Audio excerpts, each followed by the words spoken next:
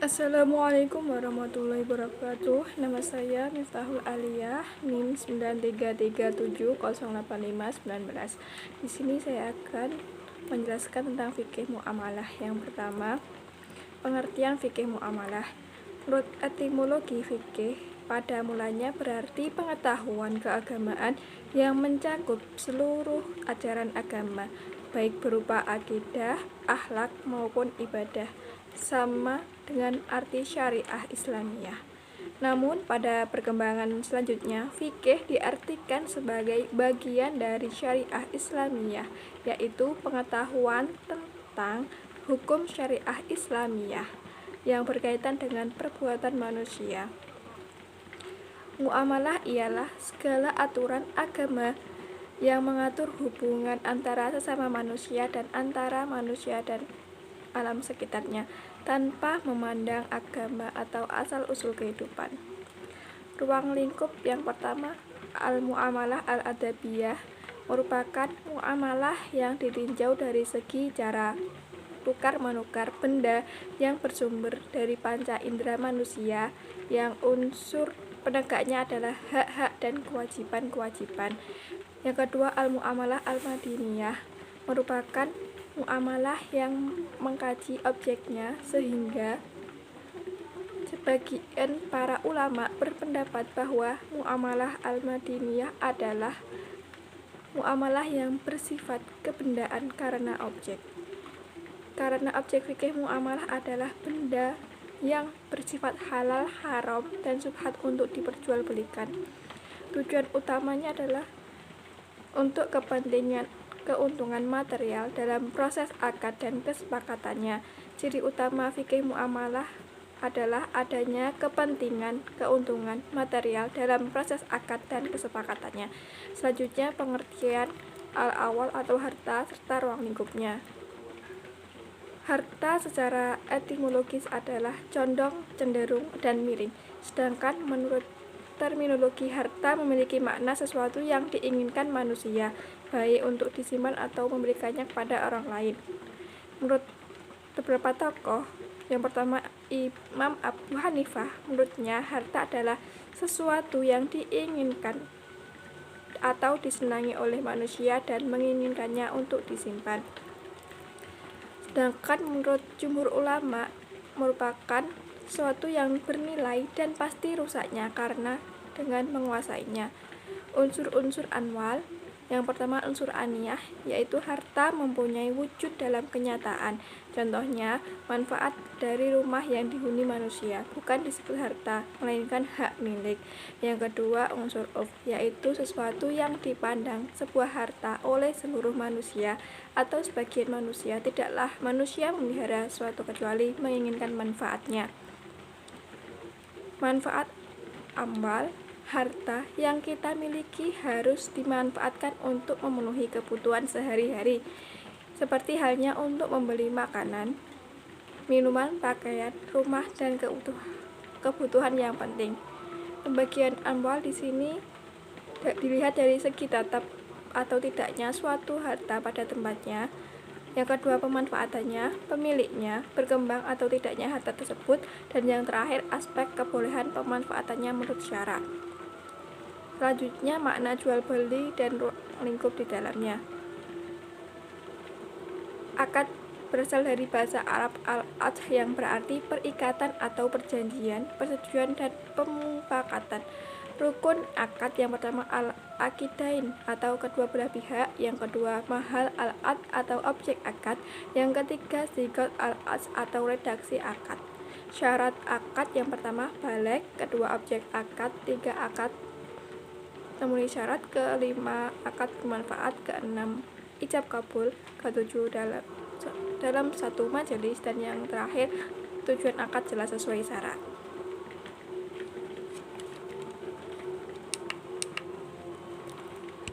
Faid, pengertian faidiyah. Faid bisma ajil adalah pembiayaan yang dibutuhkan nasabah untuk membeli sesuatu barang atau jasa dengan kewajiban mengembalikan talangan dana tersebut ditambah margin keuntungan cara menyicil dalam jangka waktu tertentu. Rukun pai yang pertama penjual, pembeli, objek jual beli, dan ijab kabul.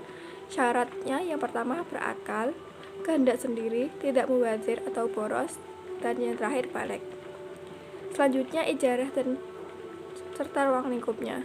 Ijarah merupakan arti bahasa nama upah, sedangkan ulama mazhab Syafi'i mendefinisikan sebagai transaksi terhadap manfaat yang dituju tertentu, bersifat bisa dimanfaatkan dengan suatu imbalan tertentu.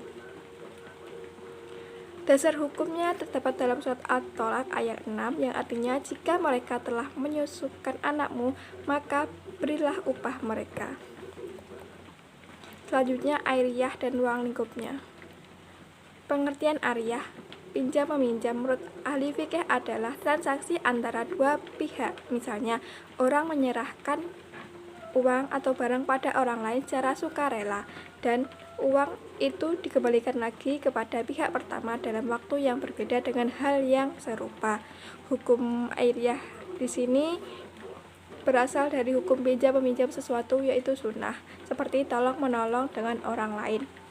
Syaratnya yang pertama balik, kedua berakal, tiga tidak majhur alaih, keempat orang yang meminjamkan harus pemilik atas manfaat yang akan dipinjamkan, yang kelima orang yang meminjam harus jelas, dan yang terakhir orang yang meminjam harus memiliki hak tasarruf atau memiliki ahliyatul ada.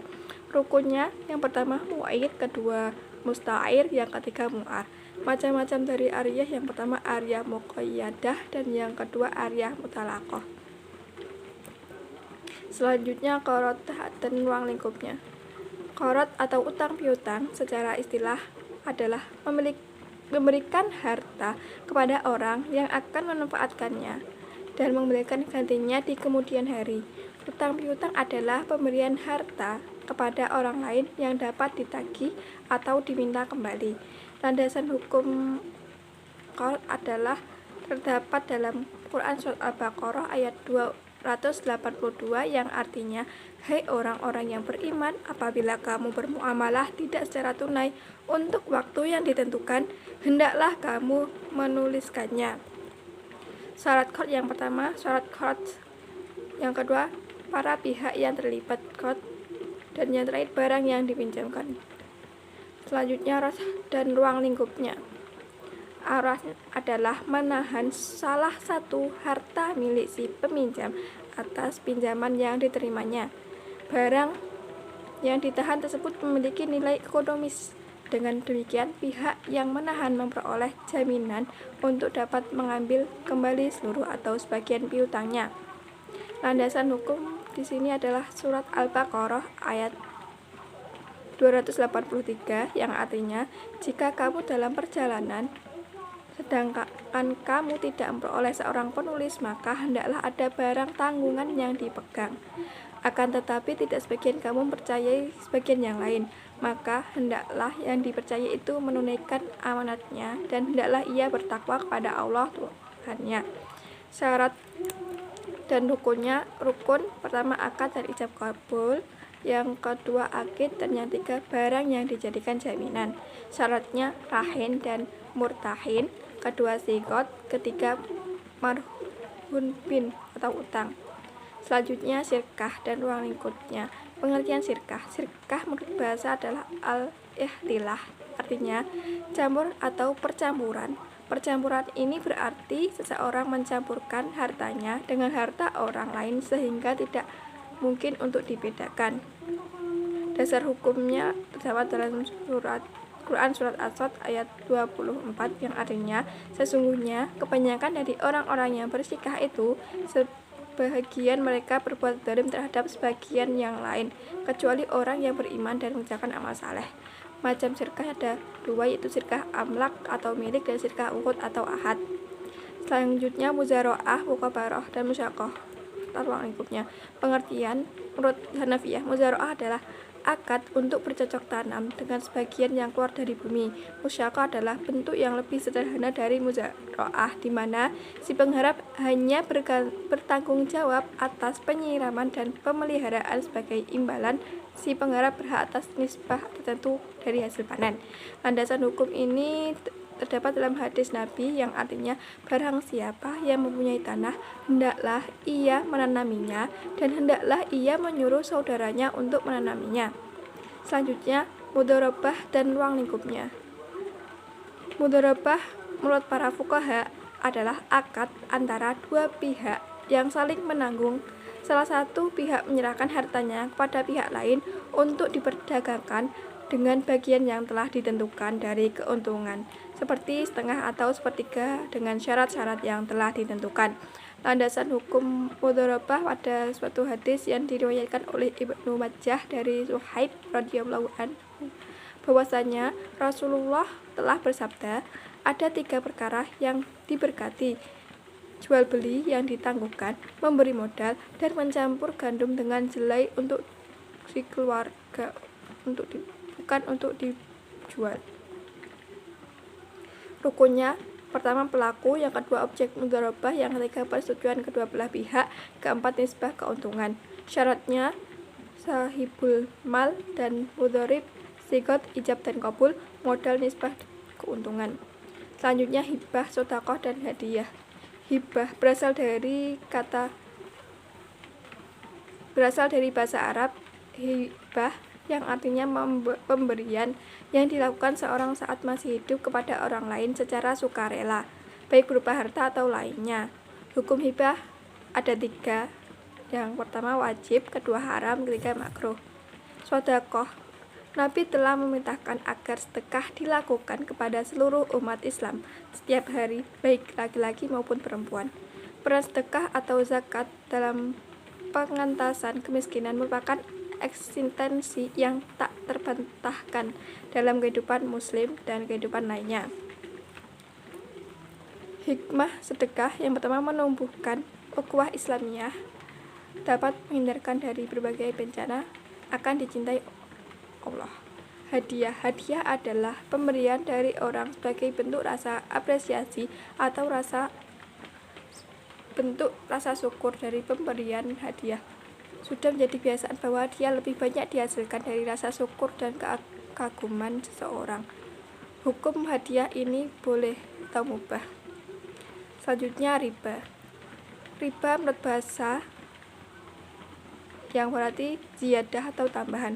Sedangkan menurut Syekh Muhammad Abduh menyatakan bahwa pengertian riba adalah penambahan yang disyariatkan oleh orang yang memiliki harta pada orang yang meminjam hartanya atau uangnya karena pengunduran janji pembayaran oleh peminjam dan di waktu yang telah ditentukan. Macam riba yang pertama riba khad, yaitu suatu manfaat atau tingkat kelebihan tertentu yang disyariatkan terhadap yang berhutang. Yang kedua riba jahiliyah, yaitu hutang yang dibayar lebih dari pokoknya karena si peminjam tidak mampu bayar hutangnya pada waktu yang ditetapkan. Yang terakhir munaqahat. Kata munaqahat termasuk yang terdapat dalam bahasa Arab yang berasal dari akar kata naqoha, yang dalam bahasa Indonesia kawin atau perkawinan. Kata kawin adalah terjemah dari kata nikah dalam bahasa Indonesia. Pengertian nikah atau zawaj secara bahasa syariah mempunyai pengertian secara hakiki dan pengertian secara majazi. Landasan hukum terdapat dalam Quran surat An-Nahl ayat 72 yang artinya, dan Allah menjadikan bagimu pasangan, suami atau istri dari jenis kamu sendiri, menjadikan anak dan cucu bagimu dari pasanganmu, serta memberimu rezeki dari yang baik-baik. Mengapa mereka beriman pada yang batil dan mengingkari nikmat Allah? Tujuannya yang pertama melaksanakan ajaran Rasulullah, memperbanyak keturunan. Yang terakhir menjaga kemaluan dirinya dan kemaluan istrinya, menundukkan pandangannya dan pandangan istrinya dari hal-hal yang haram. Sekian dari saya, kurang lebihnya mohon maaf. Wassalamualaikum warahmatullahi wabarakatuh.